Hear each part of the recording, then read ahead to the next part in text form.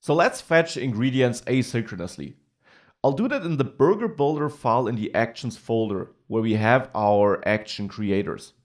I'll add a new action creator, so I'll export a new const, and I'll name it fetch ingredients, or maybe better name init ingredients, because we want to do this initially to load the ingredients we can use in the burger builder.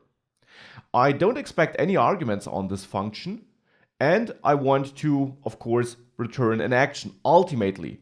Though to be precise, I want to return a function here where I receive the dispatch function, which I then can use in this function body.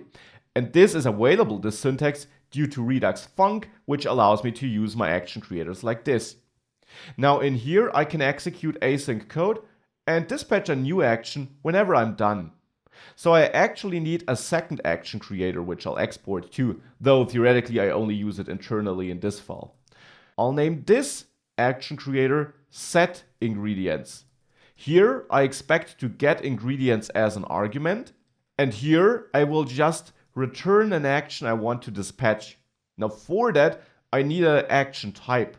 So let's head over to action types and let's add a new action type here. I'll name it set underscore ingredients, and as often or as always, I'll use this as the string identifier too. So set ingredients, that is the identifier I'll listen to in my reducer later. And with that added, I can go back to the burger builder action file. And in the set ingredients action creator, I want to return an object where the type is action types set ingredients, just like that. And of course, I'll need to pass a payload. I'll name the property ingredients, and that name is totally up to you. The value is not. The value should be our function argument, which here is also named ingredients, this one. With that, we got the synchronous action creator. That is the action I eventually want to dispatch once the async code in init ingredients is done. Let's head over to the burger builder container to fetch the async code we want to execute. This thing here. So I'll just cut it out of the component.mount function there, and I'll put it into my burger builder file in the actions folder. Here, I want to reach out to Axios, and for that, I of course need to be able to access Axios. Now in the burger builder component, we imported Axios from Axios orders. We don't need that anymore in the burger builder, so I can cut it from there, and also move that import to the burger builder action file. There, I need to reach out to Axios orders. I need to check if my path is correct. It actually is, so that's all right. And now we can reach out to Axios in this file too. Here, the path to Firebase should still be correct.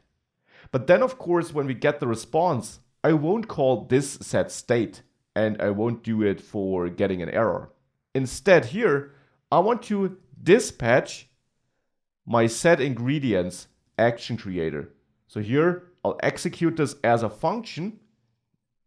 And of course, I will dispatch response data here. On an Axios response, the data property holds the data, which will be the JavaScript object we want to use. Now, when an error occurs, we probably also want to handle that.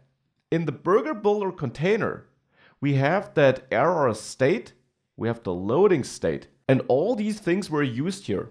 So I can get rid of error and loading in my burger builder now, because I won't manage these state fields here in that file anymore. Now, loading was only used to show a spinner in the order summary in case we're still loading. This, however, shouldn't be required here anymore because we're not doing anything asynchronous when viewing the modal, when viewing the order summary therefore. What is important though is the order. Here, we set our burger equal to ingredients can't be loaded if we have an error, and to a spinner if we don't. And we actually set it to our real burger builder if props have been loaded. So we definitely need to set this error, though not on a state anymore. We want to pass it with props. So for that, I need to handle this error as part of my redux state. For that, I'll go to my burger builder reducer, and here I'll first of all set ingredients to null initially, because now we're fetching them from the web again, and they should be null until they were fetched. that is also required to make sure that this check here in the burger builder fails if we don't have ingredients yet, so that we do display the spinner instead. But I also need to add a new state to my burger builder state. I'll name it error. And here I'll set this to false initially. I want to set it to true though if our loading does fail. With that added, we need one more action though. Back to the burger builder file in the actions folder. We dispatch an action if we got ingredients. That's great. But we also need to dispatch an action if that fails, so that we can adjust our error state in the redux state. So I'll add a new action type and I'll name it fetch ingredients failed and use the same name as the string identifier as always. And then I'll add an action creator here. We not only have set ingredients, I also want to have fetch ingredients failed here. I won't get an error message, so I don't need to accept any argument. I just want to return a JavaScript object here where the type is action types and then fetch ingredients failed, like this. And this is the action I actually want to dispatch when it fails. So I'll dispatch something in the error case too. I'll dispatch fetch ingredients failed and don't pass any arguments. So with that, I'm handling both cases. And now, of course, we need to handle these new actions in the reducer and also make sure that we connect our burger builder here correctly to these new things, like, for example, the error state. And one thing I just noticed, we also still need access in the burger builder container for this with error handler higher order component. So I'll quickly grab that access import from the burger builder action file again and re-add it to the burger builder container. Now, one important note about that, we can still handle the errors with our higher order component here because we're using an Axios instance. So no matter if we do send a request from another place in the app, like our async action creator, we can still handle it with that same Axios instance, which we're passing to the higher order component to show our error modal, which of course is what we want to do still. We want to have this central error handling place.